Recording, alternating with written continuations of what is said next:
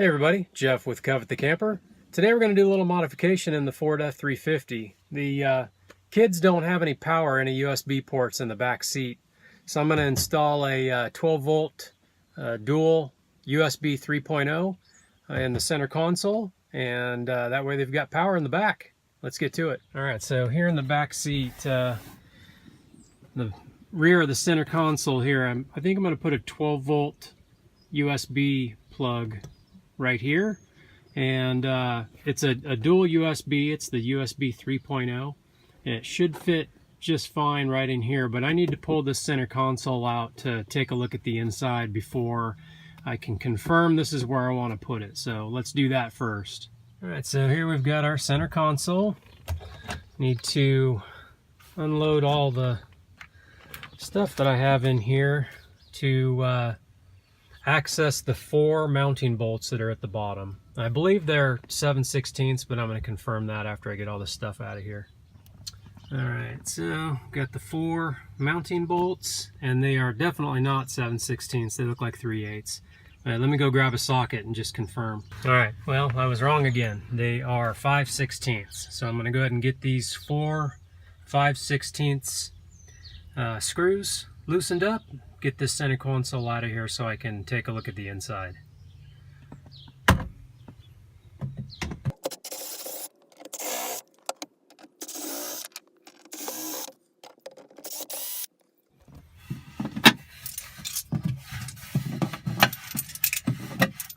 Alright, so this thing should just lift right out, hopefully. Never had this out before, but yep, that's it. The armrest's out of the way. And this just comes right out. Don't want to scratch up my fake wood here. Down a couple rags. Okay, well, there's definitely plenty of room in there. This is the USB outlet, dual USB outlet that I'm going to be installing, and it's got, I need probably 2.5 inches of clearance between the front of the plastic and where the wires are coming out. So I can't interfere with this inner lining. I just I think what I'll do is just try to take a measurement and make sure that I've got plenty of room there. I don't want to drill a hole and find out that it's going to hit up against this liner. So you can see this is the bottom of the console. This is the interior liner. It's just a plastic tub. I need to make sure that I've got clearance here. It does bulge out here. So that liner is somewhere back in here. So that's probably a good 3.5 inches. That should be plenty, but I'm going to confirm that. A better measurement. So I'm going to pull these screws out. It's a T20 star. Alright, so this is perfect. When you unsnap this center liner, this back piece just comes off. But I don't need to totally remove it. What I'm going to do is put it back in place. I'm going to take my pencil and I'm just going to mark on the side of this panel, this rear panel, where the back side of the liner is. And then I'll take a measurement to get my depth. Just so I can make sure that that clears. I want to make sure I've got at least 2, maybe 2.25 inches. See if I can show you a little bit better how I did that. So when this piece was mounted in there, this is that mark that I made right here. So on the back side of this liner is where this mark is. So then I just took my tape measure and I put it up against the center of this and took my measurement, which is to that line about 4 3/8 inch. So 4 3/8, that's plenty for that. I just need, 2.25 for this thing. That's plenty. So now I want to bring this over to the bench and mark out where I want to drill my hole. So, all right, so I'll find my center. That's 14 inches, so 7 inches is center. There's a center point right here. So this center line to this center line. I can just take my ruler.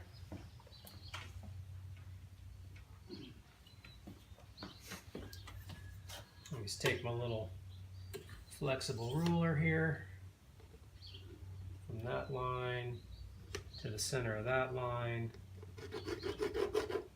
and make my mark. And then this is the top part where the lid of the console is. So I want it, you know, kind of up toward the top here. So I think I'll go about 2 inches to make my bullseye. And that's where I'll be drilling my hole. All right, so right here is my mark.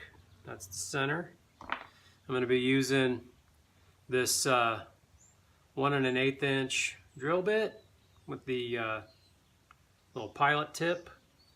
That should go straight in there. I'll go nice and slow and make sure I remove any burrs from the backside, and then I can install my USB port right there.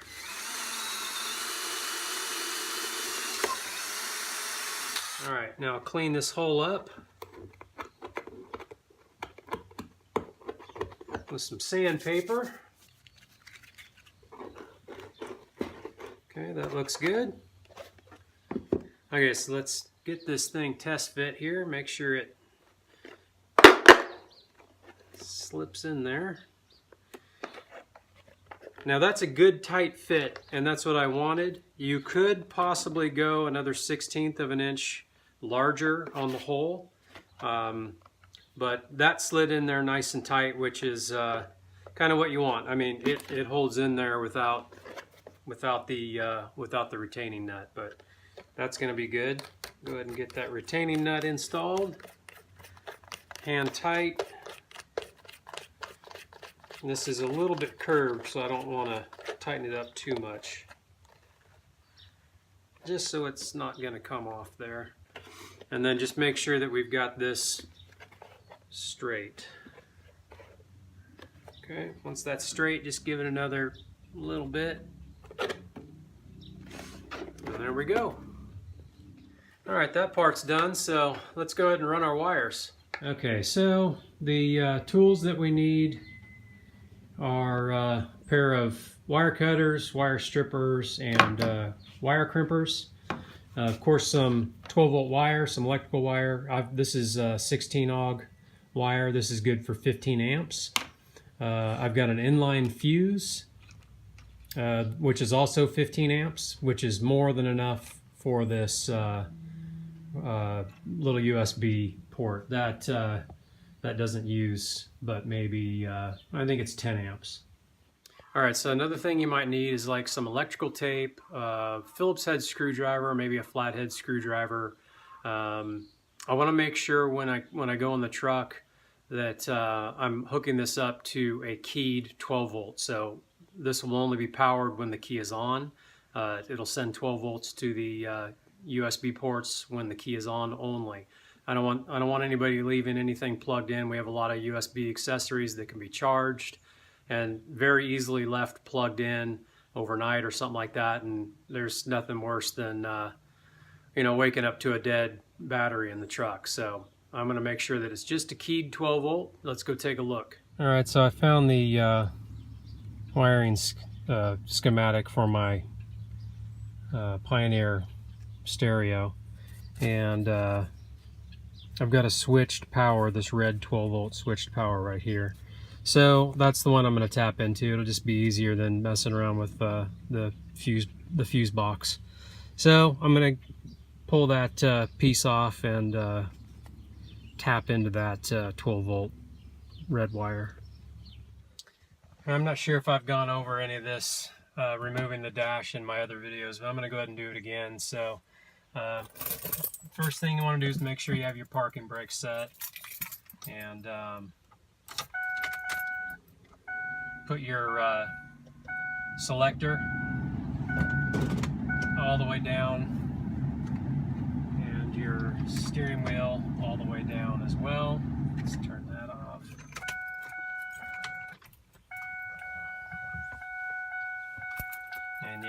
is going to beep. So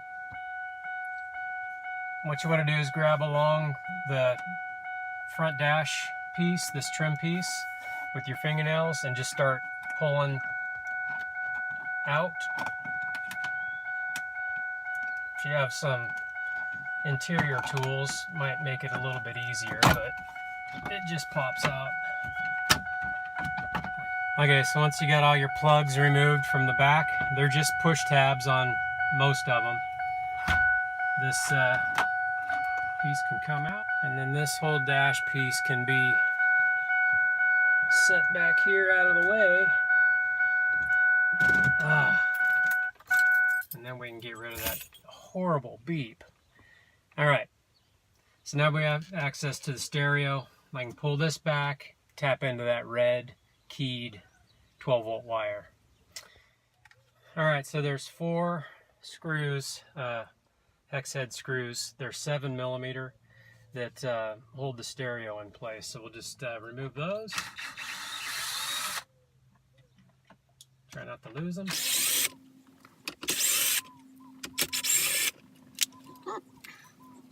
And then this guy just pulls out. It doesn't give you a ton of room, but you get access to the wiring behind here. Go ahead and pull all this out, including the antenna.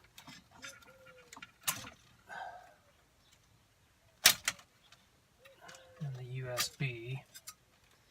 So I can set this aside. So this guy right here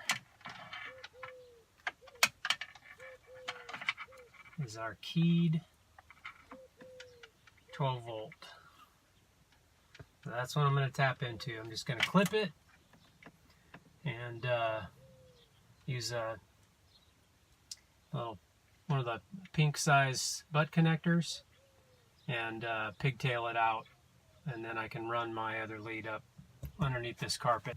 Okay, so I just used one of those pink butt connectors for 18 gauge wire, and split the 2 wires, so 2 on one side, 2 on the other, and crimped them together. So now I've got my 12-volt going out, this one here going out to the new USB port.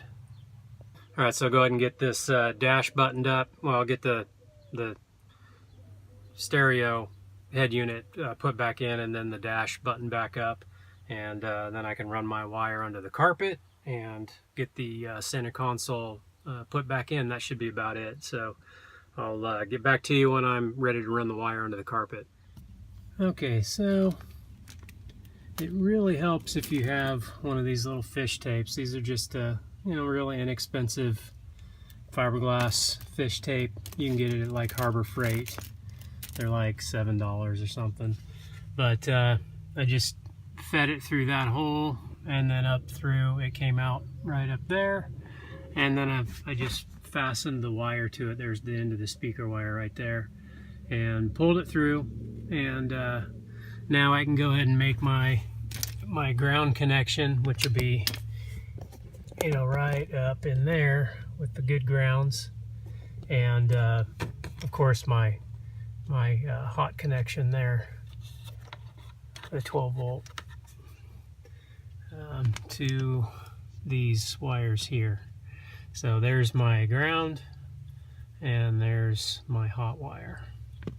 Go ahead and get those connected, and get with you when I'm ready to throw in the other connectors on the other end to connect to the USB port. Okay, so you got to keep those trim screws off of just one side of the console, just so you can get your hand in there to connect to the positive and negative.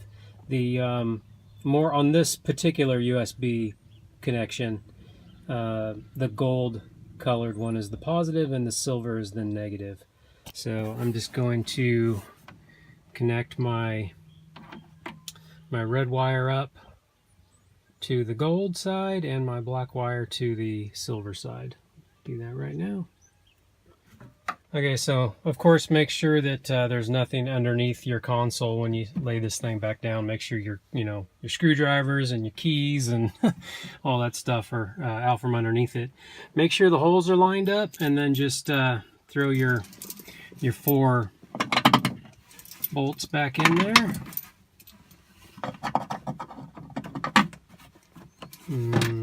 Get them tightened up.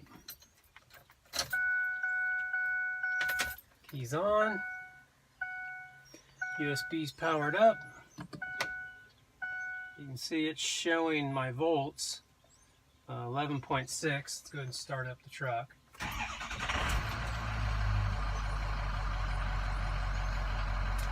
And then after the truck is started, it starts to read the battery voltage as the truck is charging the battery. So that'll obviously go up.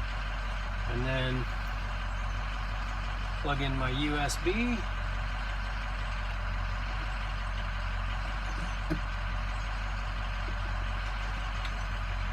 And I've got charge.